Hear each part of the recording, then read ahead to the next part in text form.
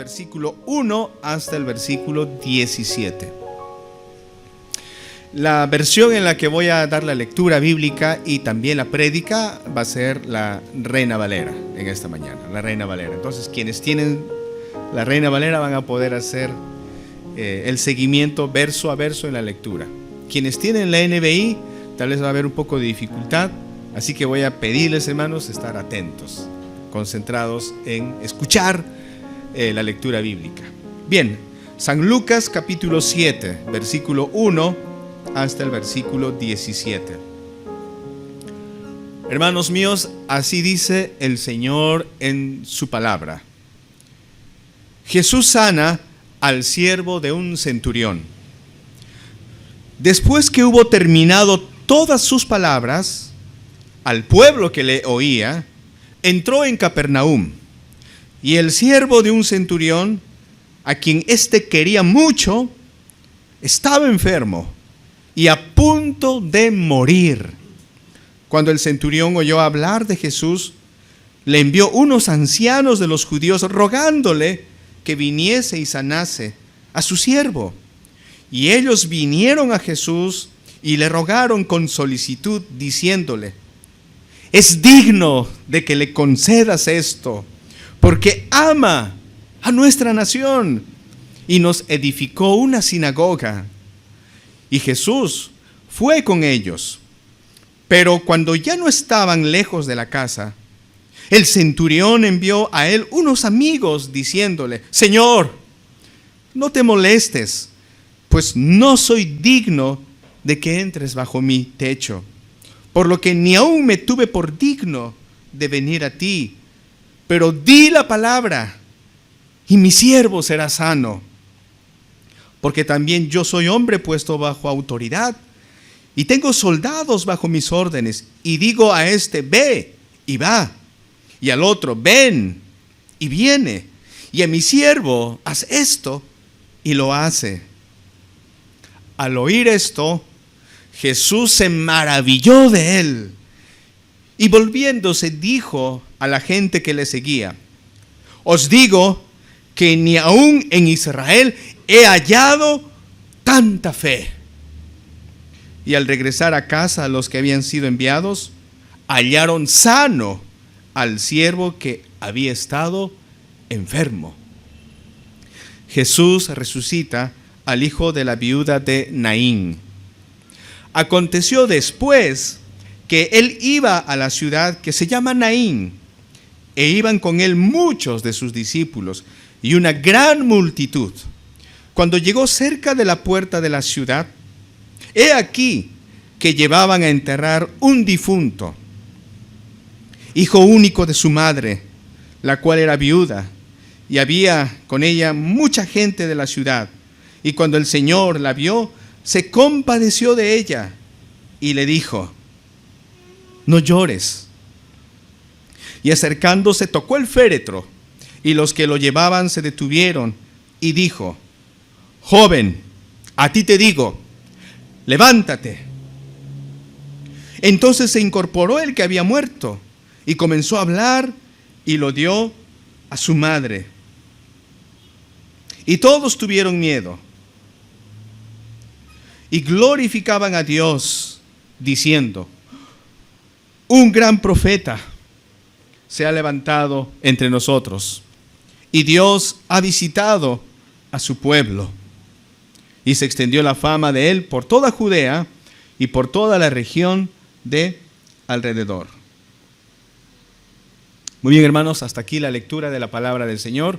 Vamos a inclinar nuestros rostros para pedirle al Señor que nos enseñe. Así que oremos un momento. Señor, Padre Santo, poderoso Rey de los cielos y de la tierra, acabamos de leer tu gloriosa palabra, tu palabra que nos da vida, tu palabra que es más cortante que toda espada de doble filo, tu palabra que tiene autoridad, tu palabra que es infalible. Señor, en esta mañana queremos que nuestros corazones sean sensibles a tu voz. Te rogamos, Señor, enséñanos. Muéstranos una vez más quién eres tú, Señor. Muéstranos una vez más, Señor, tu autoridad, tu poder, tu compasión, tu misericordia. Necesitamos, Señor, ser alimentados en nuestras vidas por tu palabra. Ayúdanos, Señor. Guíanos con tu Santo Espíritu. Te lo pedimos, te lo rogamos, Señor, en el glorioso nombre de tu amado Hijo, nuestro Señor Jesucristo. Amén. Amén. Hermanos, como ustedes se han dado cuenta, aquí tenemos dos historias. La primera historia, la de un centurión que tenía un sirviente que estaba muy enfermo. Por cierto, el médico Lucas, el escritor de este libro, dice que estaba al borde de la muerte. Esa es la primera historia.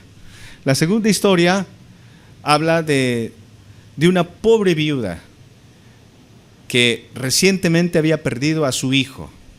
Es decir, esta mujer se encontraba en la más completa desolación, en la más completa desgracia, sin esposo y sin hijo. Estas dos historias, hermanos, han sido redactadas por Lucas, y Lucas ha decidido colocar estas historias precisamente después de habernos dado el resumen del Sermón del Monte, que abarca el capítulo 6, versículo 20 hasta el versículo 49, que la semana pasada ha predicado el hermano Roger. Y el título de la prédica, la prédica que nuestro hermano Roger dio, hablaba sobre un verdadero discípulo. ¿Cómo una persona puede ser un verdadero discípulo? ¿Cómo podemos reconocer a alguien que es un auténtico, un verdadero seguidor, un discípulo de Cristo Jesús? Después de ese maravilloso Sermón del Monte, aquí Lucas nos cuenta esta historia. Por cierto, hermanos, son dos historias si lo analizamos, y eso es lo que vamos a hacer en estos minutos, si lo disfrutamos cada párrafo, cada versículo, nos vamos a dar cuenta, hermanos, que estas dos historias son muy, muy sorprendentes. Cosas fuera de lo común han sucedido y Lucas nos va a contar. Estas dos historias sirven, hermanos, para que podamos conocer un poco más quién es Cristo Jesús. Porque desde un inicio, hermanos, desde el principio del libro de Lucas, esa siempre ha sido la pregunta de la gente: ¿quién es este Nazareno? ¿Quién es Jesús? Y en el capítulo 7, versículo 18 y 19, que va a ser motivo de la prédica del domingo de este al que viene, voy a leer. Lucas 7, 18 dice: los discípulos de Juan le dieron las nuevas de todas estas cosas, y llamó Juan a 2 de sus discípulos y los envió a Jesús para preguntarle: ¿eres tú el que había de venir o esperaremos a otros? Ahí está la pregunta de Juan. Jesús, ¿eres tú el que había de venir? ¿A ti es a quien debemos esperar? ¿Tú eres el Mesías? ¿Tú eres el Salvador o debemos esperar a otro? ¿Quién eres tú, Jesús? ¿Quién es Jesús de Nazaret? Entonces, la historia del centurión y la historia de la viuda de Naín nos van a ayudar para conocer un poco más quién es el Señor Jesucristo. Y vamos a iniciar con la primera historia.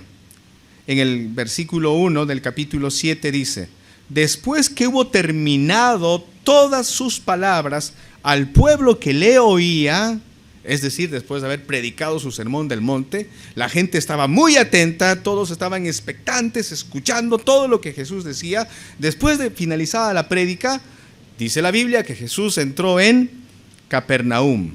Versículo 2 dice: y el siervo de un centurión. Me voy a detener aquí, hermanos, para explicar un poco esto. Ustedes saben, hermanos, que en los días del Señor Jesucristo, el imperio romano dominaba sobre Israel. Eso lo sabemos, hermanos, por historia universal, y lo sabemos porque la Biblia lo dice. También, hermanos, porque la Biblia lo dice, sabemos que los israelitas anhelaban su independencia de los romanos. Los israelitas no estaban de acuerdo, ellos no querían que Roma los dominase. El pueblo de Israel veía con malos ojos a los romanos, en especial a los soldados romanos. Los soldados romanos no eran bien vistos, no eran aceptados, no eran recibidos por la comunidad judía. Los judíos los despreciaban a los romanos, a los soldados. Los consideraban idólatras, hombres asesinos, violentos, salvajes. los peores pecadores que podían existir. ¿Por qué razón, hermanos? Bueno, obviamente porque los soldados romanos estaban bajo la autoridad del emperador y eran los soldados romanos los que oprimían al pueblo. Eran los soldados romanos también los que estaban allí puestos por el César, primero para garantizar la paz romana, que era la política del imperio, la paz romana. Los soldados estaban ahí para evitar cualquier tipo de trifulca, cualquier tipo de levantamiento, y si para eso tenían que usar la espada, los soldados usaban la espada. Si para eso tenían que matar, ellos lo hacían. Ese era su trabajo.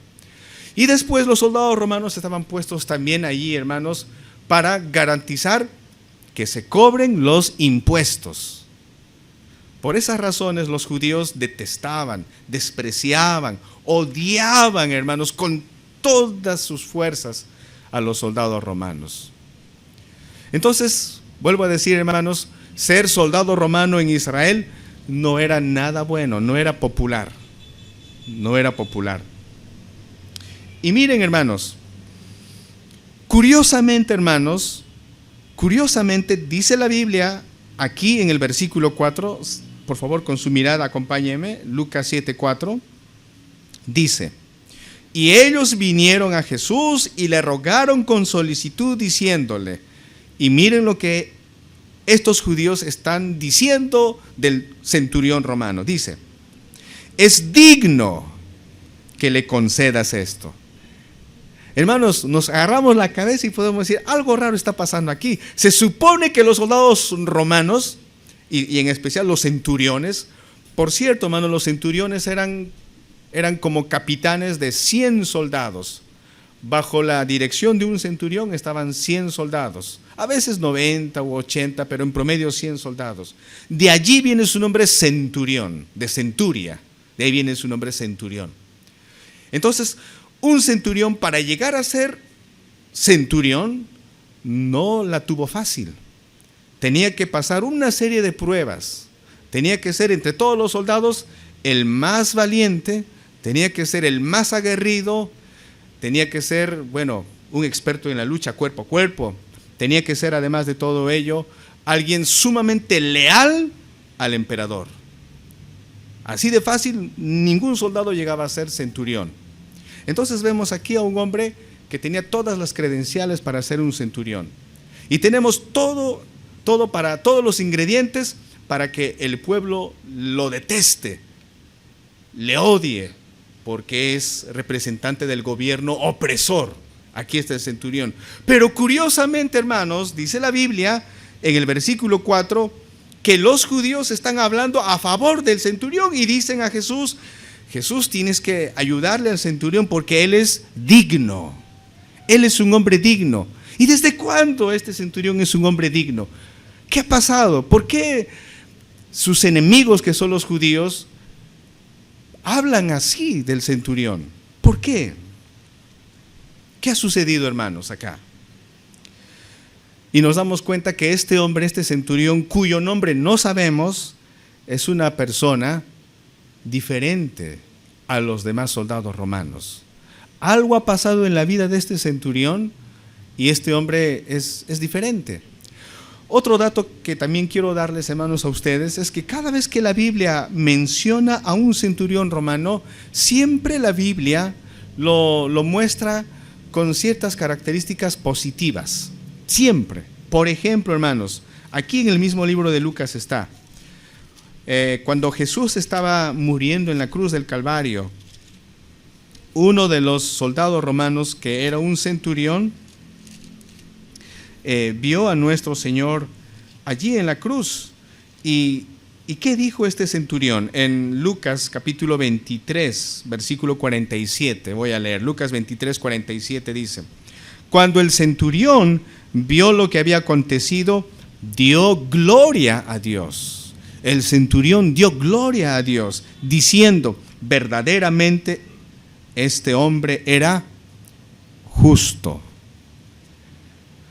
Otro texto donde también se menciona a un centurión de manera positiva, por ejemplo, Hechos de los Apóstoles, el capítulo 10.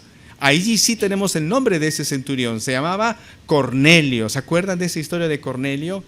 que era un hombre generoso, que hacía largas oraciones a Dios y que Dios envió a Pedro para que visite a Cornelio y para que le haga discipulado, para que le haga membresía, le predique y todo lo demás. Pedro no quiso ir inicialmente, porque Pedro dijo: un judío no puede ir a la casa de un idólatra, de un pagano, de un mundano como ese romano. Pero Dios le dijo: no te atrevas a decir inmundo, Pedro, lo que yo he limpiado, tienes que ir a predicarle a Cornelio. Y fue, y Cornelio le recibió y le dijo: Señor, aquí estoy con toda mi familia para hacer una célula. Te estamos escuchando, dinos qué tienes que decirnos. Cada vez que la Biblia habla de un centurión, nos damos cuenta que lo retrata como un personaje con características positivas.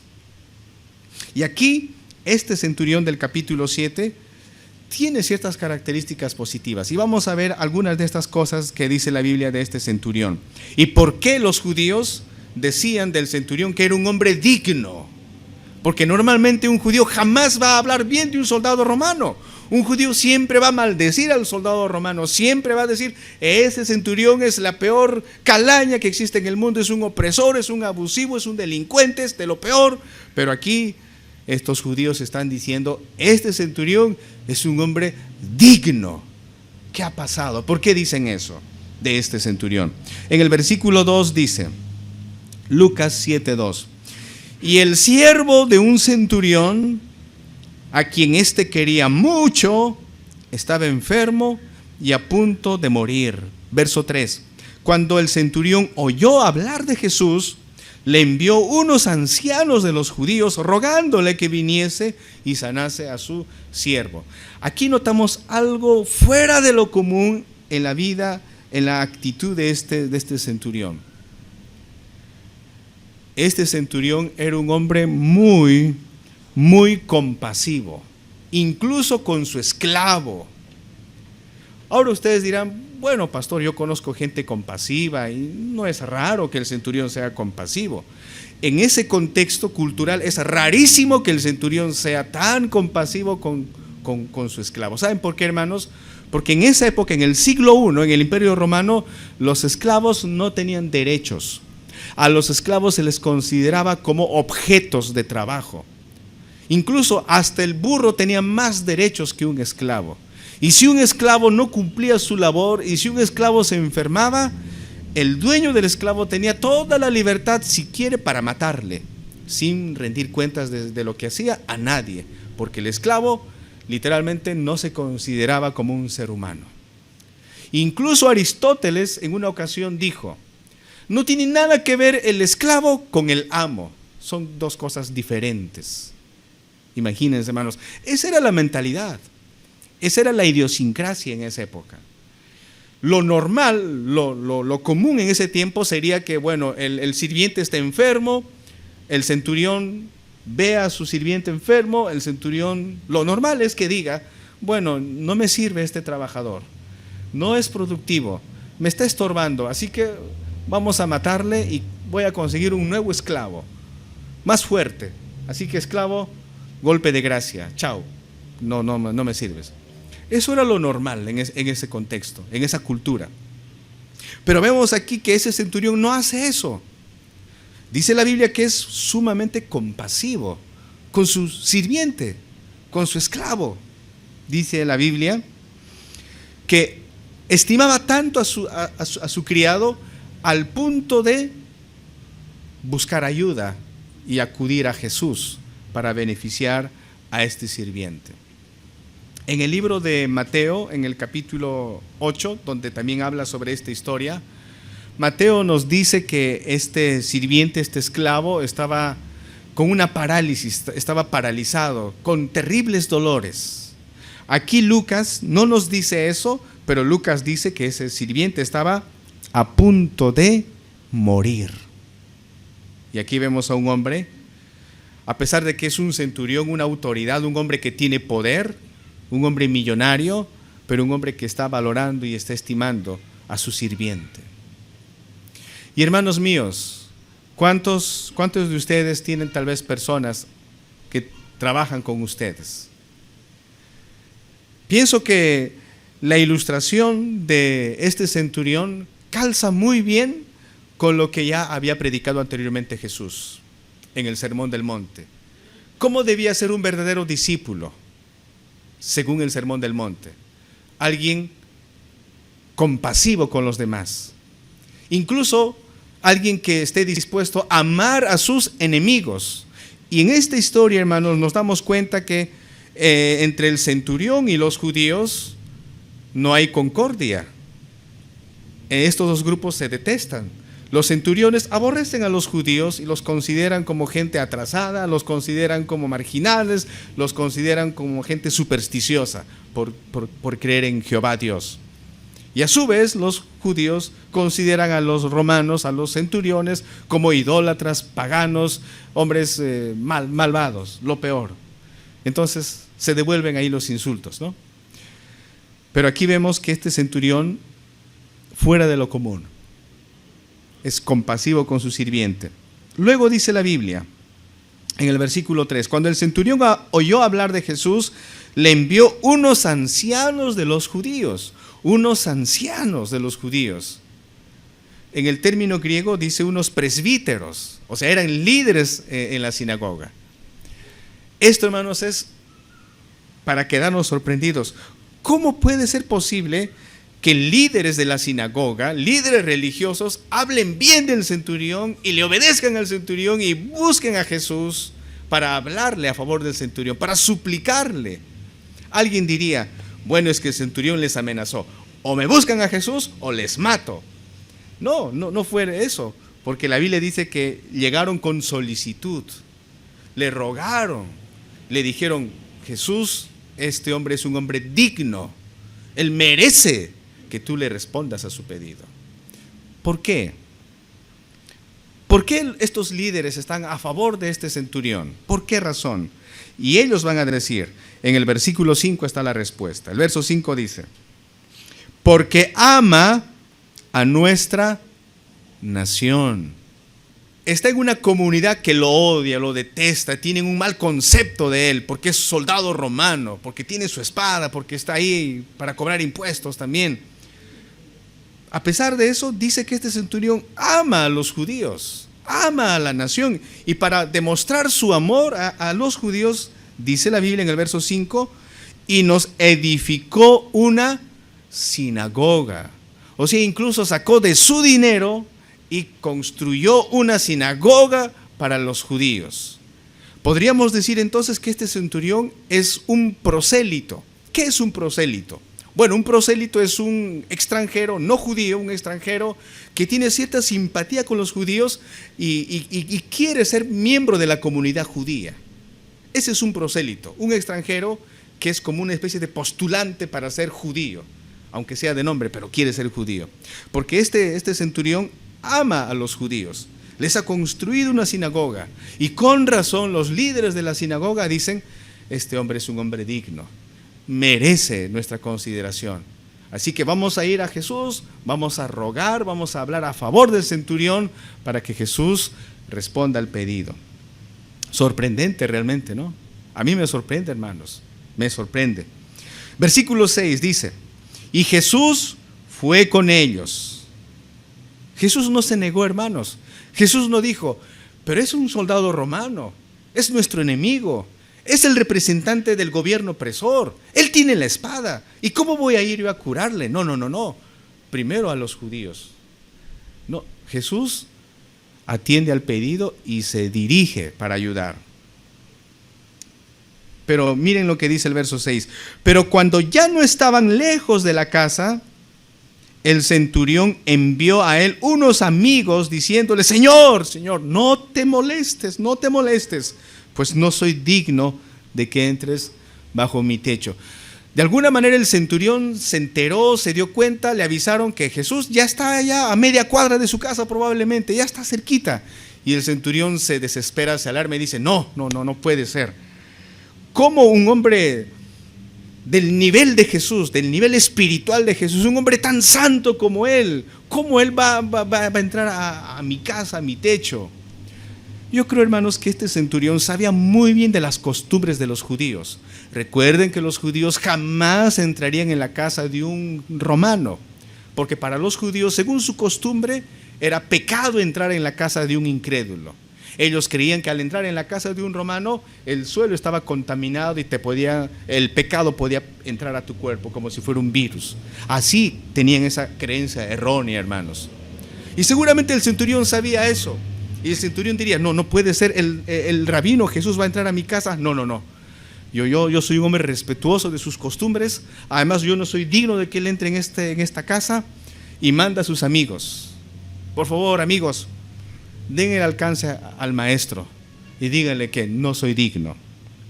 Miren, todos lo consideran un hombre digno, pero ¿cuál es el concepto que él tiene de sí mismo? Él dice, claro, yo soy digno. Ese es el concepto que él tiene. Dice la Biblia, Señor, no te molestes, pues no soy digno de que entres bajo mi techo. Un hombre ecuánime, un hombre que sabe bien quién es realmente él. Todos pueden decir, es un buen tipo, una buena persona, es un hombre amoroso, es centuriones como él queremos. Pero él dice, no, perdón maestro, tal vez mis amigos, porque me aprecian, exageran un poquito su opinión acerca de mí. Así son los amigos, siempre van a exagerar, van a decir que soy lo mejor, pero no soy digno, Señor. La verdad es eso.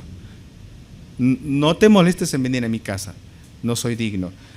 ¿Qué vemos aquí en este hombre? Humildad. Vemos que es compasivo, vemos que es un hombre que incluso ama a los judíos que se supone que son sus enemigos. Vemos también que es un hombre humilde. Díganme, hermanos, si es acaso no características de un verdadero discípulo de Cristo. Claro que son características de un verdadero discípulo de Cristo.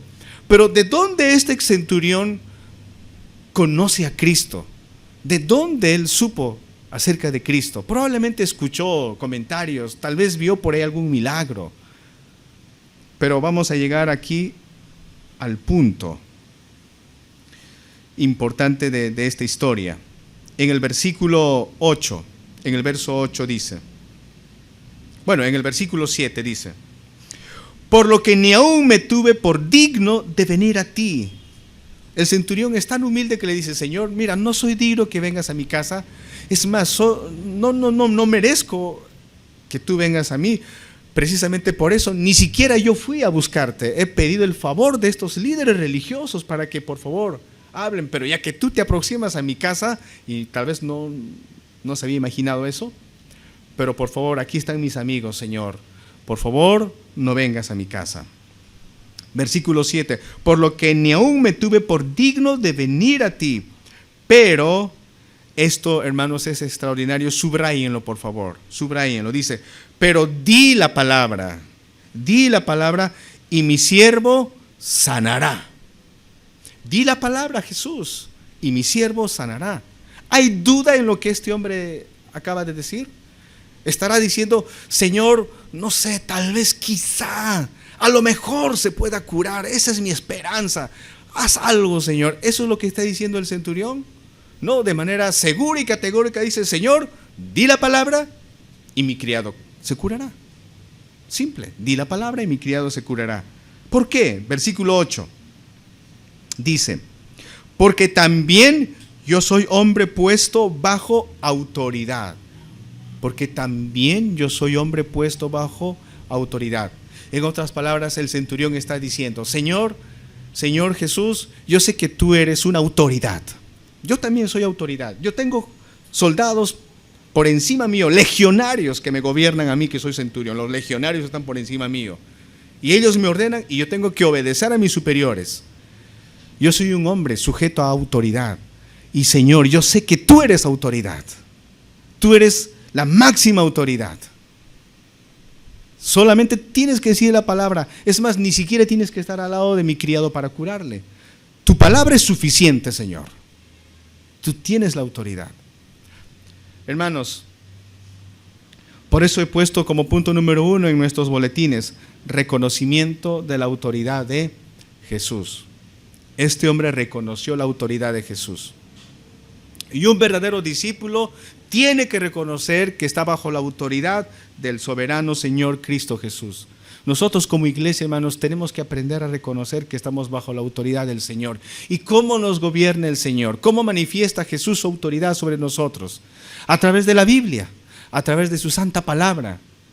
La Biblia es la voz autoritativa de Cristo Jesús. Aquí el centurión, hermanos, entiende lo que es la autoridad. Y el centurión le dice: Señor Jesús, yo reconozco cuando veo a un hombre con autoridad. Y tú, Señor, eres autoridad. Solo di la palabra, mi criado se sanará. Y le dice, ¿no? Y tengo soldados bajo mis órdenes. Y digo a este, ve y va. Y al otro, ven y viene. Y a mi siervo, haz esto y lo hace. ¿Cuál fue la reacción de Jesús, hermanos? En el versículo 9, al oír esto, Jesús se maravilló de él. Jesús estuvo gratamente sorprendido. Aquí vemos, hermanos, la naturaleza humana de nuestro Señor Jesucristo, porque esta idea de maravillarse o sorprenderse es una idea que está muy relacionada con nuestra manera de responder ante cosas que nos asombran. Jesús está asombrado. ¿Y qué dice Jesús? Y volviéndose dijo a la gente que le seguía, porque Jesús quiere que la gente sepa esto. Es como si Jesús dijera: no se duerman, por favor, no se duerman, tengo que decirles algo importante aquí. No se duerman. Miren, os digo que ni aún en Israel he hallado tanta fe. Ni aún en Israel he hallado tanta fe. Hermanos, ¿qué pensarían los judíos al escuchar esto? Jesús está diciendo, entre todos los descendientes de Abraham, entre todos los israelitas que conocen la Biblia, la Torá, que van a la sinagoga los sábados, religiosos, saben todos textos de memoria, no hay una fe tan grande como la que este pagano, este romano, este extranjero tiene. La fe de él ha sido más grande que la de los israelitas. Vamos a suponer que viene aquí un enemigo nuestro. Y de pronto ese enemigo manifiesta que tiene fe en Dios. Tu enemigo llega aquí a la iglesia, tu enemigo está aquí y de pronto se arrepiente y muestra fe en Dios. ¿Qué dirías tú? ¿Te sorprenderías o no si el Señor dijera: mira, tu enemigo tiene más fe que tú que tienes 5 años en la fe, que tienes 30 años en la fe? Él tiene más fe, está manifestando que él sí entiende lo que es autoridad. En cambio tú no entiendes hasta ahora qué es autoridad y me desobedeces muchas veces. Jesús dijo: ni aún en Israel he hallado tanta fe, ni aún en todo Israel. Hermanos, nosotros sabemos que la fe viene por el oír y el oír de la palabra de Dios. La fe no es algo que brote de nuestros corazones, la fe es un regalo de Dios. Romanos 10:17 dice: la fe viene por el oír y el oír de la palabra de Dios. Efesios 2:8 dice claramente: porque por gracia sois salvos por medio de la fe. Y esto no de vosotros, pues es don de Dios, no por obras, para que nadie se gloríe. La fe, hermanos, viene por escuchar la prédica. La fe viene como regalo de Dios. Y si este centurión tiene una fe, es porque el Espíritu Santo previamente ha trabajado en este hombre. No hay otra explicación, hermanos, no hay otra explicación. Solo así se puede entender que este hombre sea tan compasivo incluso con su sirviente. Solo así se puede entender que este hombre sea tan amable incluso con los judíos que le ven mal y le detestan, al punto de invertir su dinero para construir una sinagoga. Solo así se entiende que este hombre sea tan humilde como para decirle al Señor: Señor, no soy digno de que entres a mi casa. No, Señor, no soy digno, por favor, no soy digno. Solo di la palabra, es suficiente. Entonces, el Señor está usando a este centurión como una ilustración de lo que significa ser un verdadero discípulo.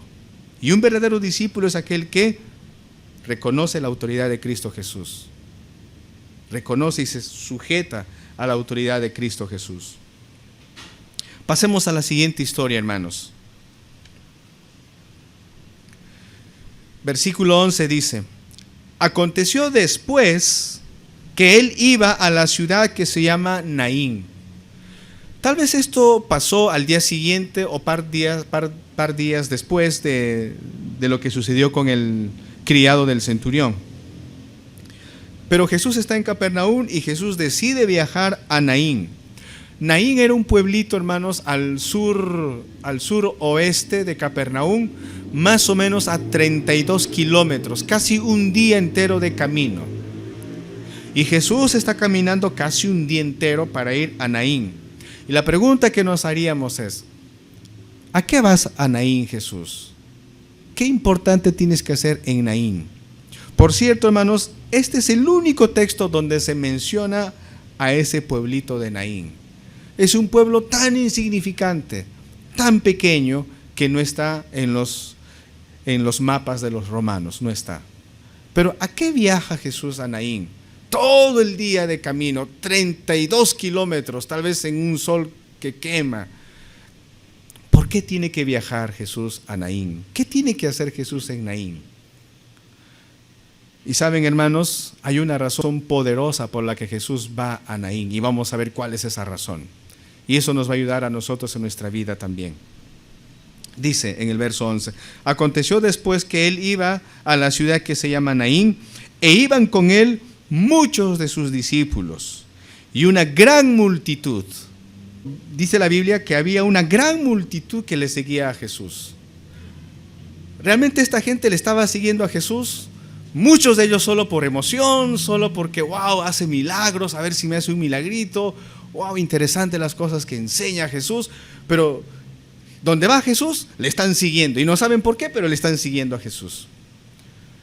Pero Jesús sí sabe por qué está yendo a Naín. Nada de lo que Dios hace es así por casualidad, como venga, como salga.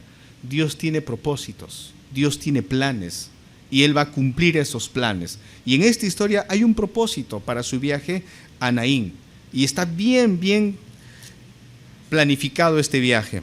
Versículo 12 dice: cuando llegó cerca de la puerta de la ciudad, he aquí que llevaban a enterrar un difunto. ¿A qué fue Jesús a Naín? Para encontrarse con ese féretro. Para eso fue Jesús a Naín. Y vamos a ver por qué. Vamos a seguir viendo esta historia. Dice así: cuando llegó cerca de la puerta de la ciudad, he aquí que llevaban a enterrar un difunto, dice la Biblia, hijo único de su madre, la cual era viuda, y había con ella mucha gente de la ciudad. No sabemos cómo se llamaba esa viuda, pero nos dice que era su único hijo y había muerto. Qué dolor para una madre, ¿no, hermanas? ¿Cuántas mamás están aquí esta mañana? Levanten la mano las madres, las mamás. Es una bendición tener a las mamás acá. Muy bien.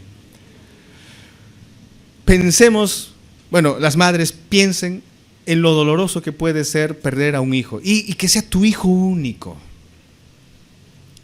Qué angustia, qué desesperación. Habría que ser madre para siquiera saber esa sensación tan dolorosa. Era su único hijo. Y saben, en la cultura de ese tiempo, hermanos, la mujer que quedaba sin esposo quedaba abandonada, pero si tenía hijo, gracias a Dios, si tuviese hijo, el hijo tenía que proteger a la madre. Pero si una mujer se quedaba sin esposo y sin hijos, era la más completa desolación. Voy a mencionar para ustedes algunos textos de la Biblia que nos vayan a ayudar a entender cuán doloroso era que una mujer se quede sin hijos. Por ejemplo, hermanos, en el libro de Jeremías, capítulo 6, versículo 26, tomen nota, yo daré la lectura. Jeremías capítulo 6, verso 26. Cuando Dios quiere hablar de la profunda desolación de su pueblo Israel, ¿con qué va a comparar la tragedia de Israel? ¿Con qué acontecimiento va a comparar Dios la profunda tristeza y la desolación de su pueblo? Aquí en Jeremías capítulo 6, verso 26 dice: hija de mi pueblo, cíñete de cilicio y revuélcate en ceniza, ponte luto como por hijo único. Ponte luto como por hijo único, llanto de amarguras, porque pronto vendrá sobre nosotros el destruidor. Según Jeremías, hermanos, según esta ilustración, cuando Dios quiere hablar de la peor tragedia a su pueblo, lo compara con una madre que perdió a su hijo, con una viuda que perdió a su hijo. Así lo compara. En Amós capítulo 8, versículo 10, básicamente va a decir lo mismo, pero quiero leerlo. Amós, capítulo 8, versículo 10, dice así. Tomen nota, hermanos, Amós 8:10. Y cambiaré vuestras fiestas en lloro, y todos vosotros, y todos vuestros cantares en lamentaciones, y haré poner cilicio sobre todo lomo, y que se rape toda cabeza, y la volveré como en llanto de unigénito, y su postrimería como día amargo. Vuelvo a decir, hermanos, cuando Dios quiere hablar de la peor desgracia que le puede pasar a Israel, lo compara con una mujer que ha perdido a su hijo. Entonces, esta escena, hermanos, llega Jesús. Imagínense, Jesús llega con tantísima gente. Muchos curiosos le están siguiendo, pero también hay muchos que de verdad de corazón le están siguiendo. Sus discípulos están allí. Y de pronto ese grupo de personas entra al pueblito por la puerta, obviamente por la puerta tiene que ser, y está allí, hermanos, saliendo el cortejo fúnebre. Y la madre, esta pobre mujer, llorando delante de su féretro, de su hijo. En ese tiempo, hermanos, a los muertos no les metían en un cajón como hoy en día se pone en un cajón, ¿no? Era una especie de camilla. Le envolvían en sábana blanca y ahí amontonaban al cadáver. Y lo cargaban así, en una camilla, literalmente casi una camilla. Y así era el cortejo fúnebre. ¿Cómo era ese cortejo fúnebre? Los estudiosos dicen que en ese tiempo, hermanos, cuando una persona fallecía, lo llevaban a enterrar rápido. No era como aquí en nuestra cultura, que todavía hay un velatorio, hay que velar todavía un día, una noche y ya, ¿no? No, si un judío moría, hermanos, el proceso era rápido, porque según la ley de Moisés, no debemos tener un cadáver en la casa. Esa era la ley ritual, ¿no? Entonces, muerte y al instante, hermanos, todo el cortejo fúnebre. Incluso se contrataban a las lloronas o planilleras, algo así se llama, no recuerdo bien el nombre, pero eran mujeres judías que trabajaban llorando. Había una profesión en esa época y se les pagaba por llorar. Y estas mujeres lloraban y me imagino, ¿no?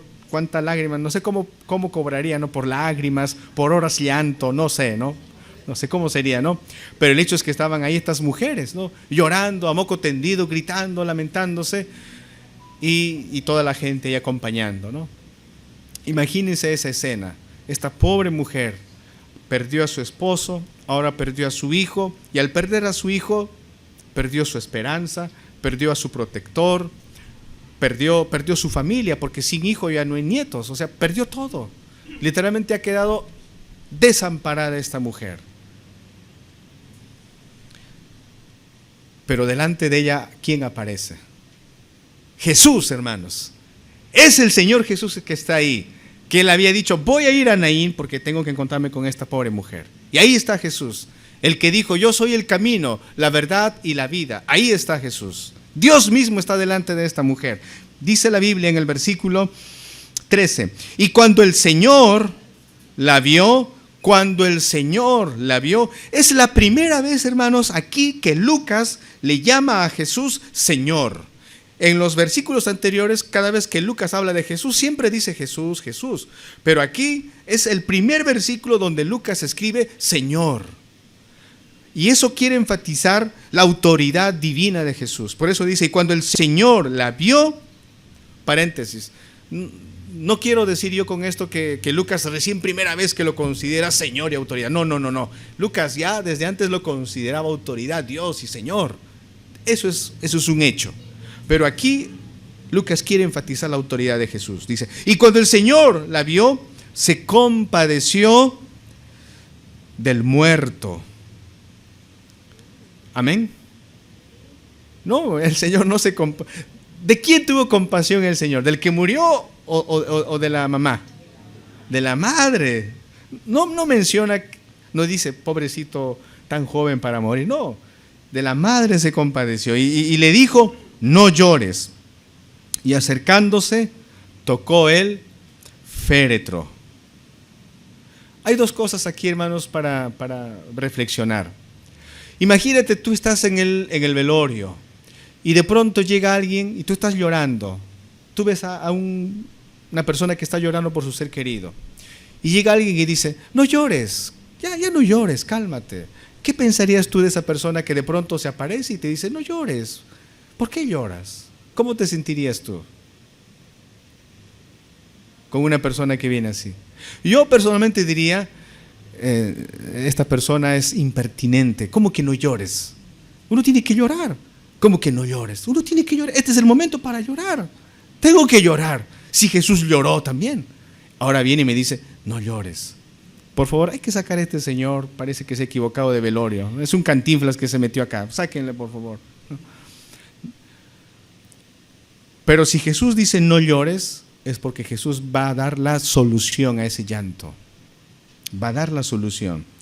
Jesús dice, tocó el féretro. Y al hacer eso, hermanos, el Señor se exponía a contaminarse. Ritualmente, recuerden que en la ley de Moisés decía que no puedes tocar un cadáver, te puedes contaminar y que eso te imposibilita ir al templo, por lo menos por 7 días. Ningún judío tocaba muertos, pero Jesús toca el féretro, porque Él tiene la autoridad para hacerlo, hermanos. Dice la Biblia, y los que lo llevaban se detuvieron, y dijo, joven, a ti te digo, levántate. Entonces se incorporó el que había muerto. Miren, hermanos, se incorporó el que había muerto. Aquí está el milagro, hermanos. Aquí está el milagro. ¿Pueden imaginarse la expresión del rostro de la madre al ver a su hijo que estaba muerto y de pronto el muchacho se levanta? ¿Cómo estaría esta pobre mujer, hermanos? Es como para imaginarnos. Y comenzó a hablar. El muerto está hablando. Y lo dio a su madre.